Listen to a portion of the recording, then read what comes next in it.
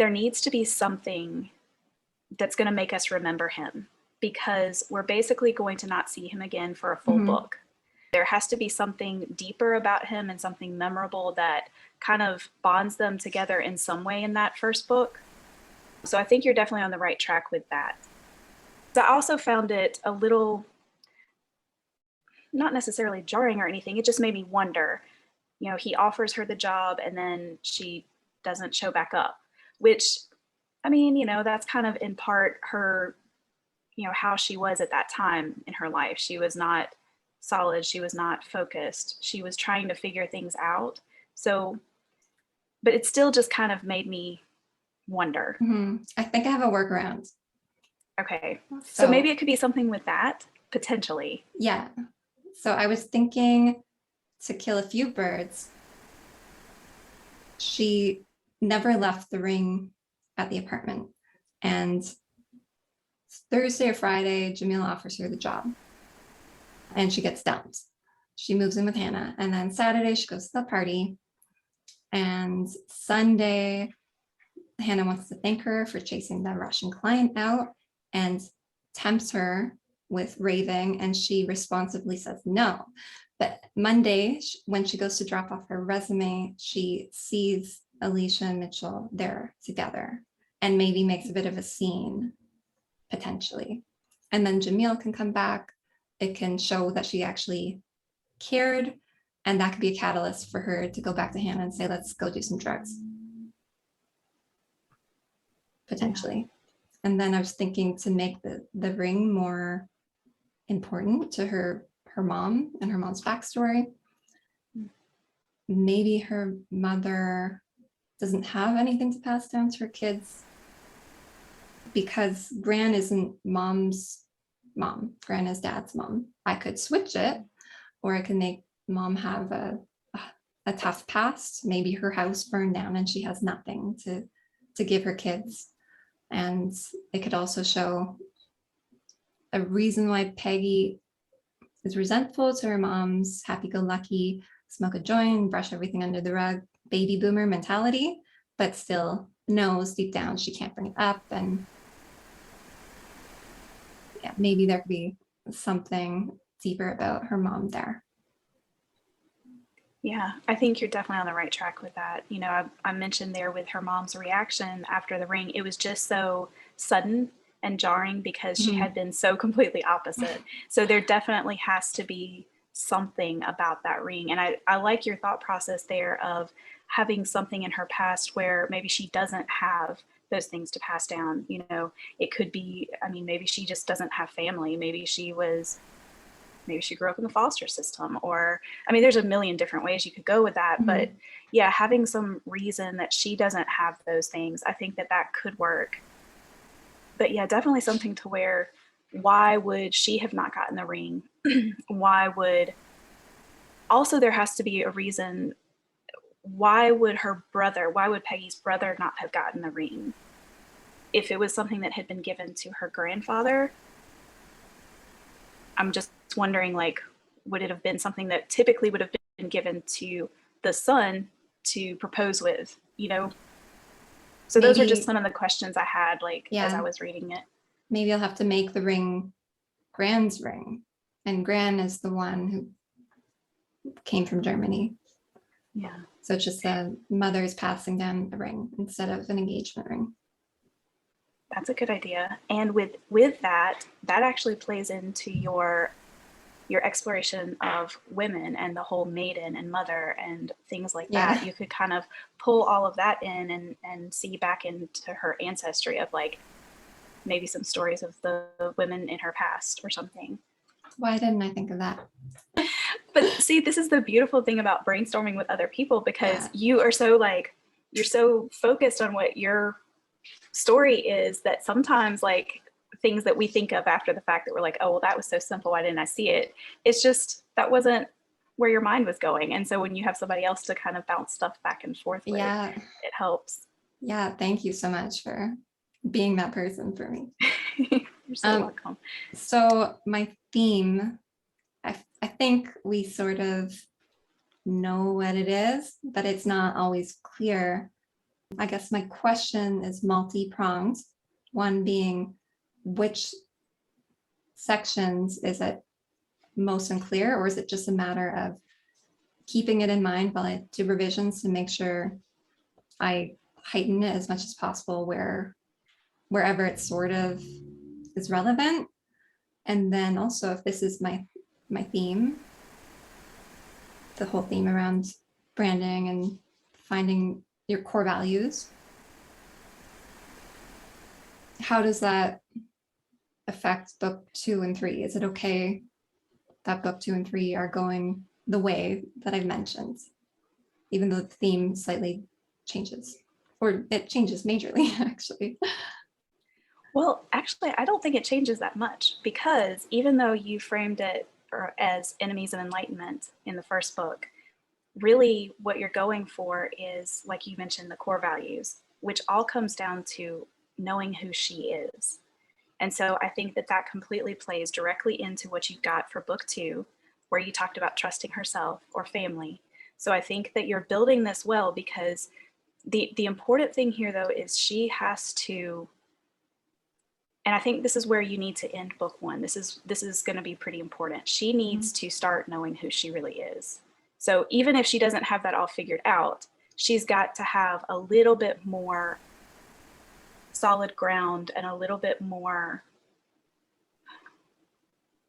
introspection and understanding that that's important, that we see at the end of book 1 to lead us into that book 2, to where from there in that book she progresses to letting in her family more and being that caring person for her family and being there for them, the people that, you know, are blood. And then, and potentially some, like with Hannah and, you know, with some of the close friends, I think that I would consider those part of that as well. And then in book 3, we can move forward with the relationships that you choose. And that's where the romance comes in. And it's really, if you don't have those 2 stepping stones, it makes the relationships, the romance, way harder. Yeah. And as we've seen in what she's gone through in book 1 already with that. So I actually think that you have the same theme and that you're developing it through these 3 books, the way that you've mentioned it. So as far as how to draw it out more, I know, and I'm drawing on my own experience here, that I had a hard time figuring out what my themes were in my first novel. It's hard. It's hard. It really is. And it took several revisions, and it took critique partners and their, you know, the critiques that they gave me and stuff for me to finally figure out exactly what my themes were. And once I knew that, when I went back through with revisions from then on, it just became clear, like moments that needed to be written a little differently, or where I needed a certain phrase, or where I needed, you know, some particular scene where I see the main character doing something physical, like he was in the Marine Corps, so he ran a lot. That was a big thing for him. So when he was running, you know, he was thinking through certain things. And so you have the action of him doing something, but at the same time, he's kind of running through these things in his head and kind of working through them. So things like that, I couldn't write until I knew what my theme was. So now that you have a more solid picture of that, I think it's going to be a little easier for you to just know those places where you need to adjust or emphasize something or whatever, if that makes sense. So that dancing scene was originally her in her bedroom, just dancing to represent the whole wild woman archetype, and actually dancing because she's quite repressed and has stopped dancing without being on hard drugs with Hannah. So that was just to show that she gets it, that she needs to find that part of herself. But the way I had it set up back then, I needed to make it happen faster. It was the finale, and she had to get home to do that, or she needed to make her way to Hannah's to dance with them. So I was in part trying to get her dancing to play on that wild woman theme. And in part trying to get her to the hospital to have that scene with her grandma. But it totally makes sense to just have her go to the hospital and visit her grandma instead. That's a good catch. Well, I love the dancing thing, and I love the way that you've described it too, because I also think that it plays in really well with her and Hannah's conversation. Because as they're talking about what they've learned about being a feminist, and they come up with different answers. And I think this is part of your story as well, that you're not always going to be the same person throughout your life. There are certain tenets or certain fundamental standards, these core values, these things that they are going to be there with you, but the way that you interact with others and the way that you approach things, that's going to change. And I think that seeing Hannah and Peggy have different opinions on this big word and realizing that they both have a different way of looking at it, but they're okay with that and they're okay with each other's opinion. There's no fighting there. There's no arguing. There's no, well, you're wrong. There's none of that. And that's beautiful, I think.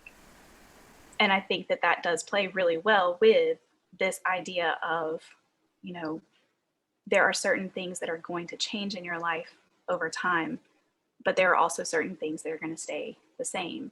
Mm-hmm. And so that kind of plays into your trust herself, that she's going to come to that where she needs to really be able to trust herself and what she stands for and where her lines are and where she just kind of has to take a stand on something, whereas other times she may not. And I think that that all will play in really well for your whole big picture 3-part series thing that you've got going here.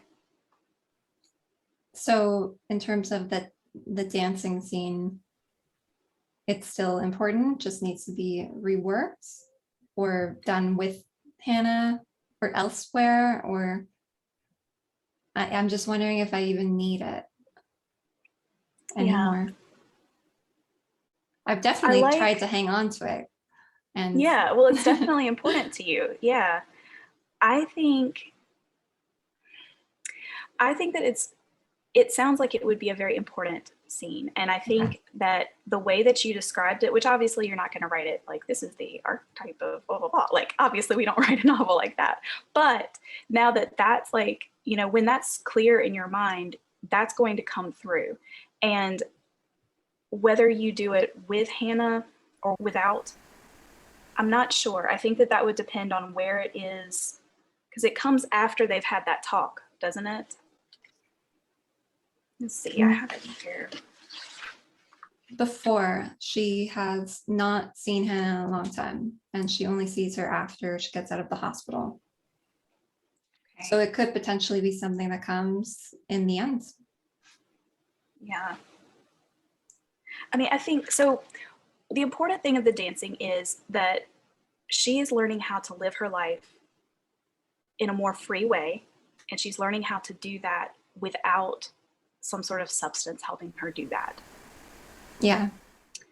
Learning more of who she is, learning that there are options besides just being this one archetype. She can be more than one of these. In terms of fleshing out her high school trauma, I don't want to give her more internal dialogue. I know she thinks a lot. And I'm not sure if it's good to have Hugh, like, to show her letting men treat her poorly, or to show in some way that she's still affected by the trauma more than I already have. I'm not too sure how I can flesh this out more. Yeah. I think with that, I do think that Hugh would be a really good option there, because you have set up, how he is aggressive. And to this point, she seems to be okay with it. But, if you have that something that triggers her realizing that she needs to come to terms with what was done to her when she was young, because she had one other person that she went through that with, and that person basically wouldn't allow her to talk about it. So she's repressed this for so many years. And so, of course, she's just going to continue the not saying no. And so once she has that trigger and she realizes, you know, I don't like this, or maybe I do, but I don't know if I do or not, because my entire life has been, I haven't been able to work through this. I haven't been able to tell anyone what happened. I haven't been able to think it through myself. So I think that he actually would be the perfect one to do that with. And that way it wouldn't be an internal dialogue, or at least not at the beginning. It could begin with him. And then, you know, if you want to open it up with Hannah, that could continue an external dialogue about it, because at some point she's going to need to approach Hannah with this, probably, as she's working through it. And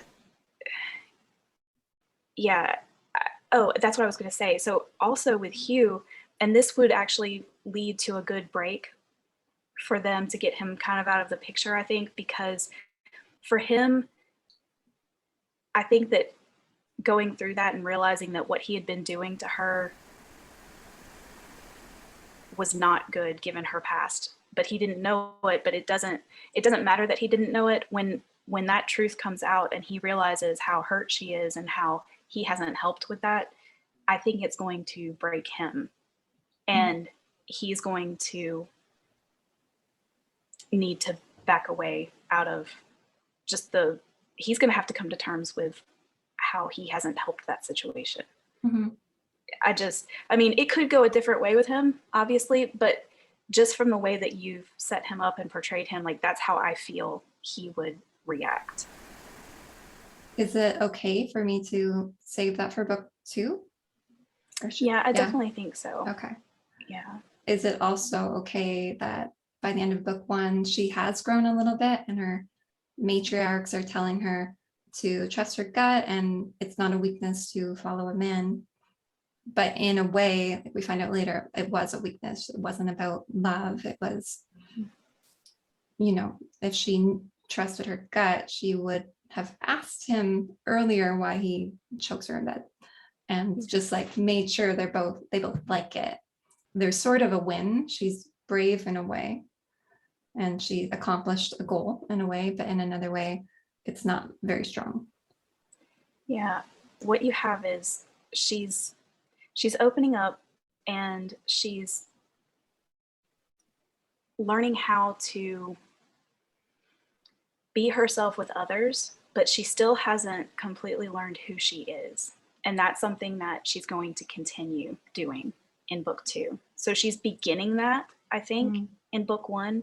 And I think that as long as we see that growth there in her, which honestly, like, I did, you know, I felt like there was some like back and forth with, you know, her growth throughout book 1, which is good. Like, that's real life. Like, nobody grows on a perfect little timeline. You know, we do zigzags. That's humanity. We're never going to get to a point where, you know, I've got it all figured out. All right, this is great. You know, so we're always going to have something else that we need to learn and grow through.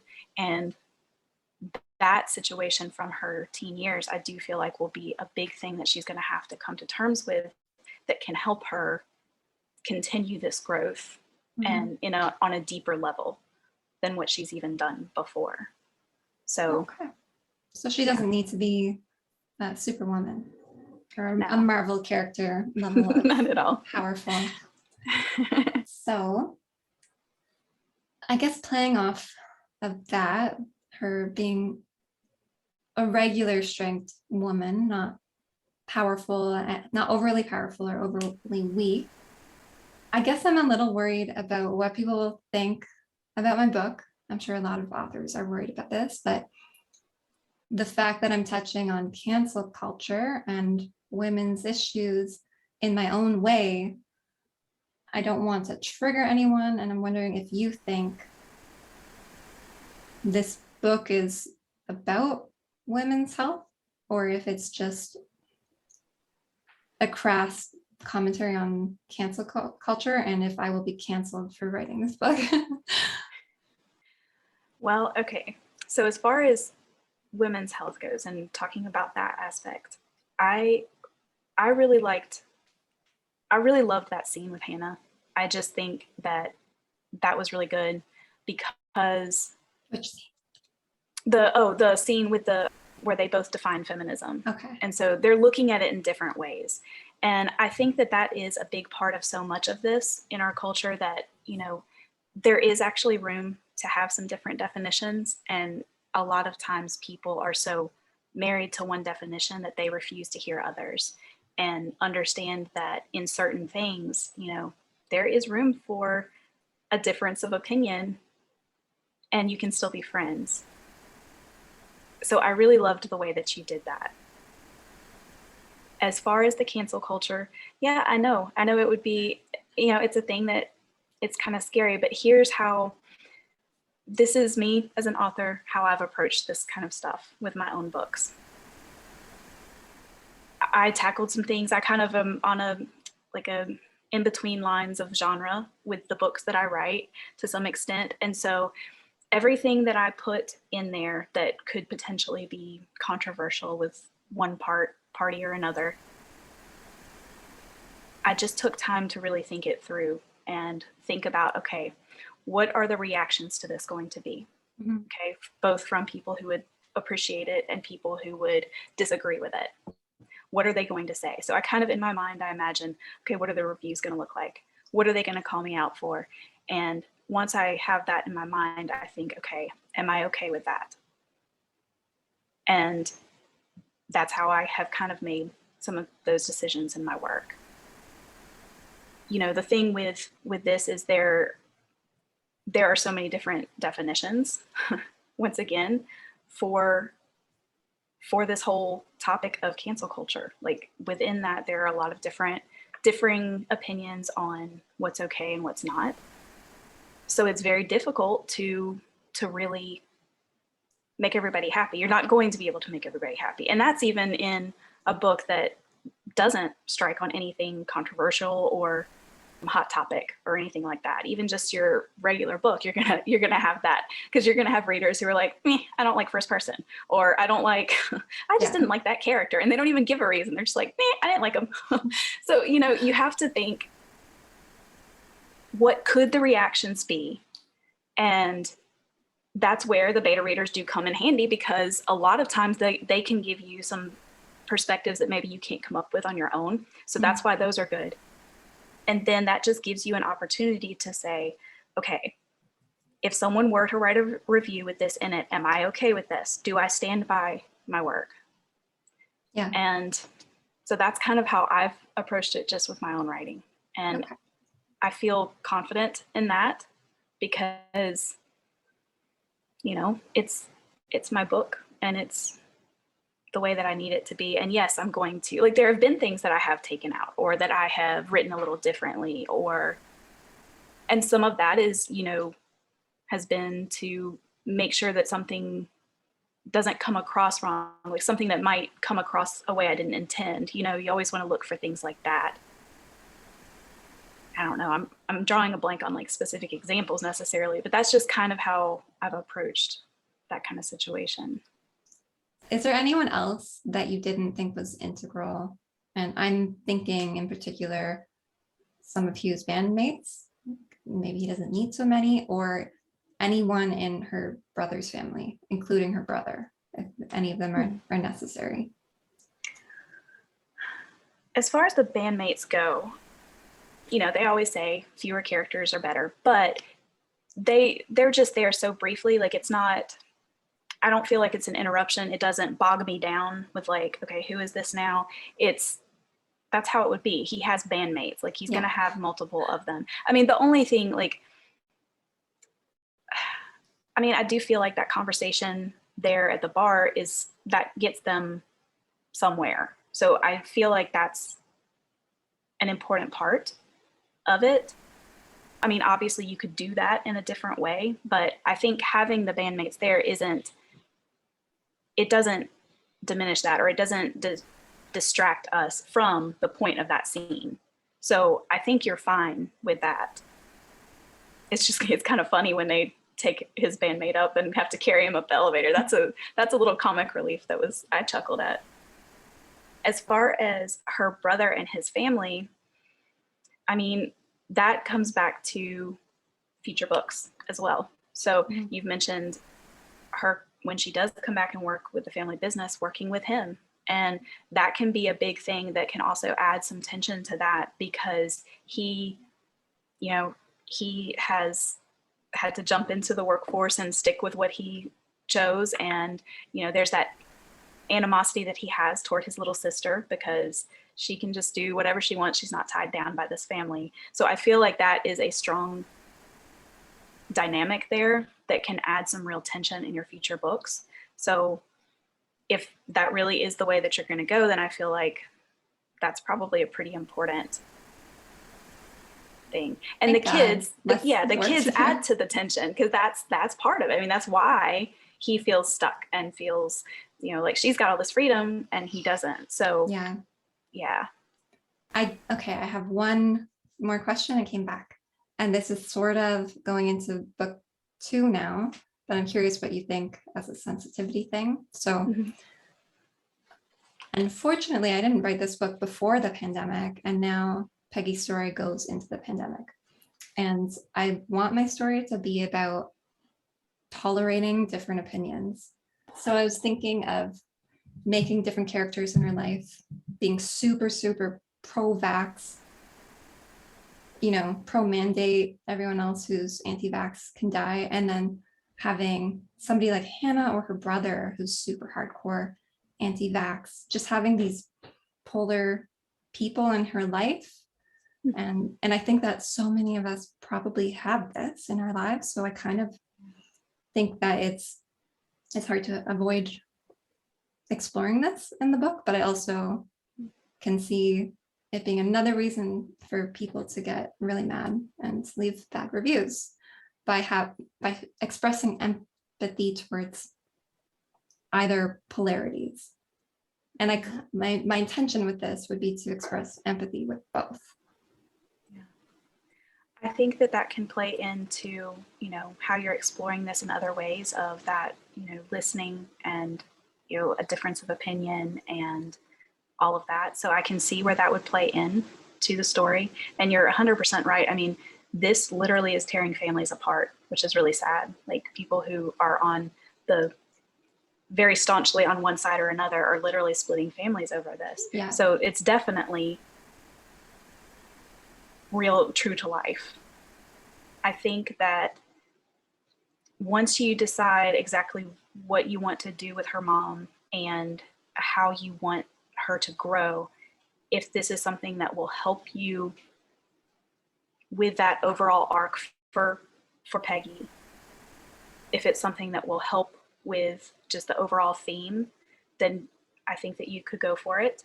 I think though that if it just feels like maybe it's not really helping that overall thing, maybe it isn't as big of a deal, or it's not, or you just don't do it at all. I don't know.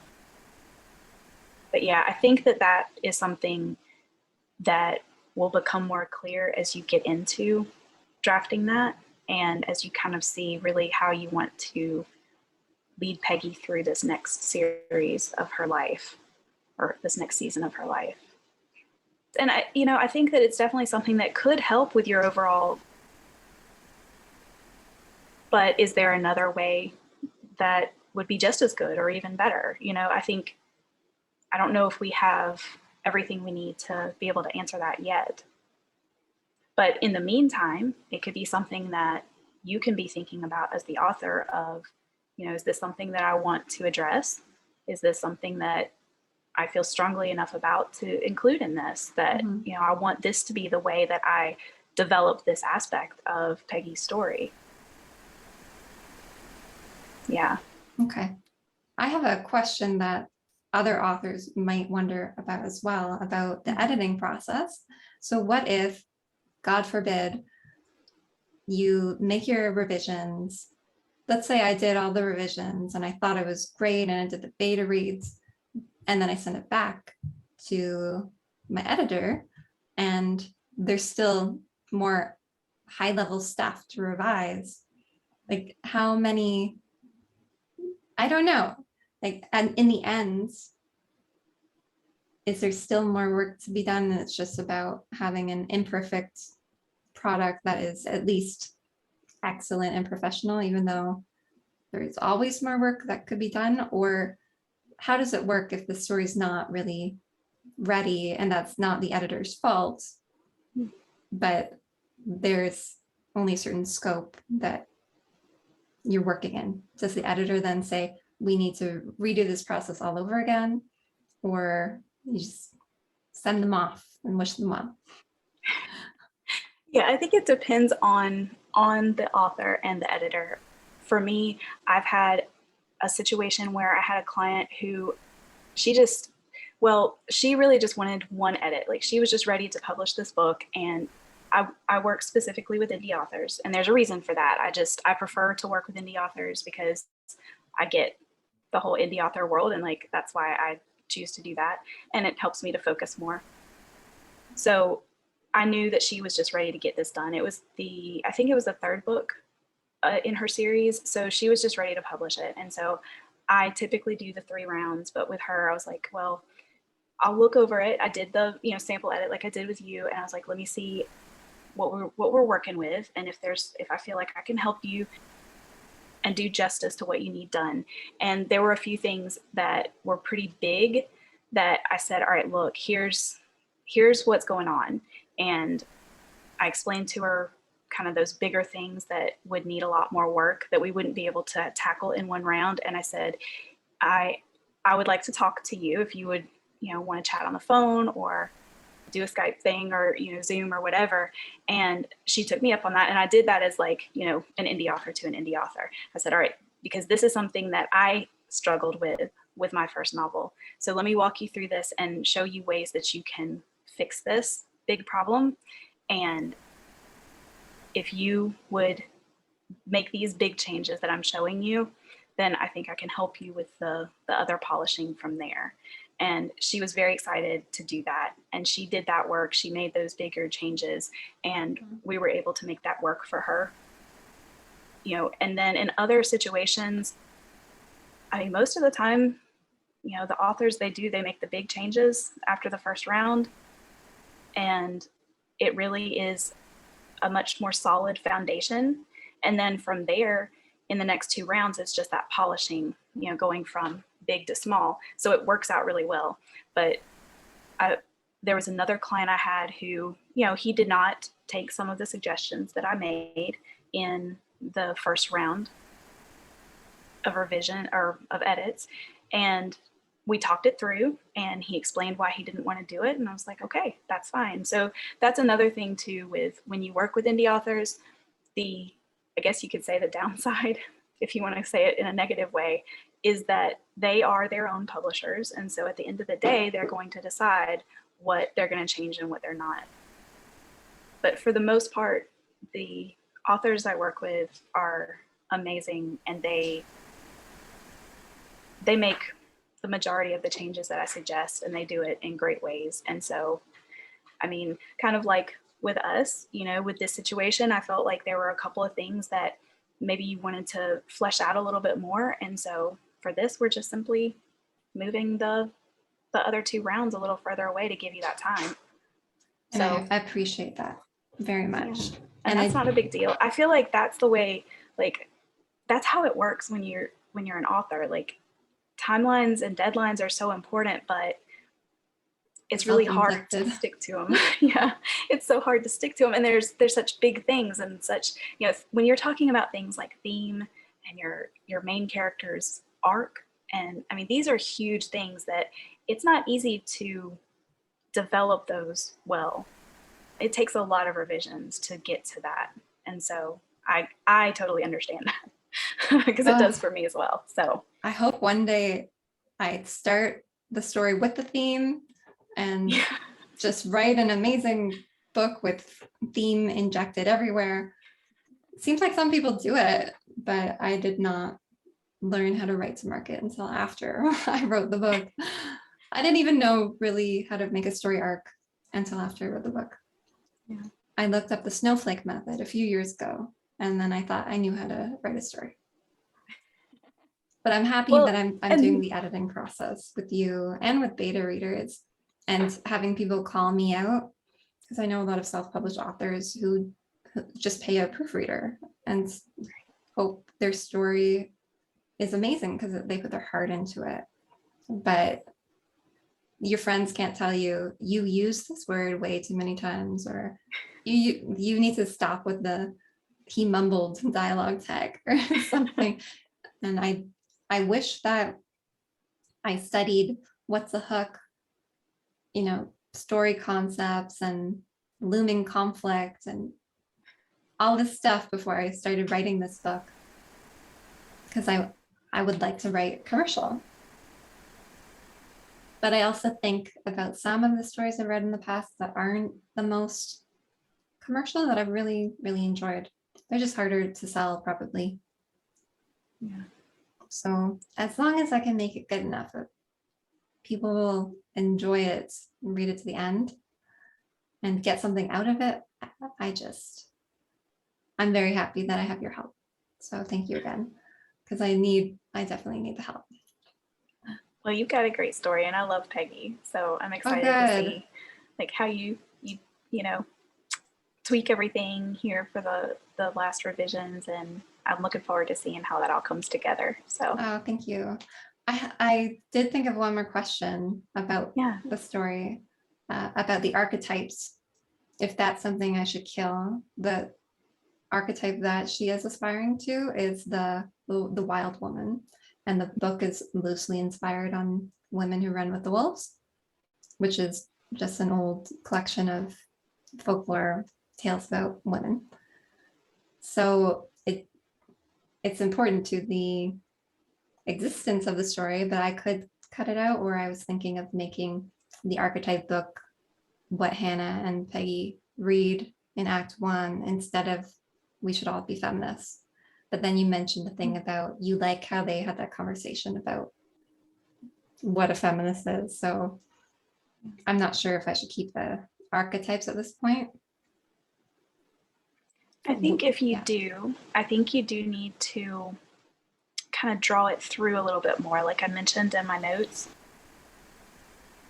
And if the wild woman is who she wants to be, we need to see her wanting that. Like, I guess we see it a little bit with kind of the way that she looks at Hannah, because Hannah is more like that. Okay.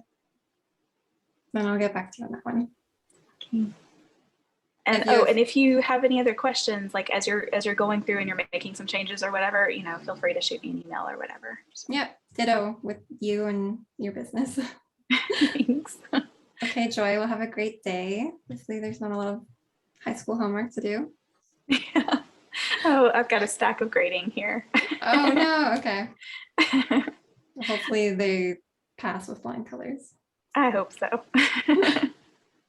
All right, it was nice to see you. Thank you so much. You too. Have a great weekend. You too. Bye. Bye.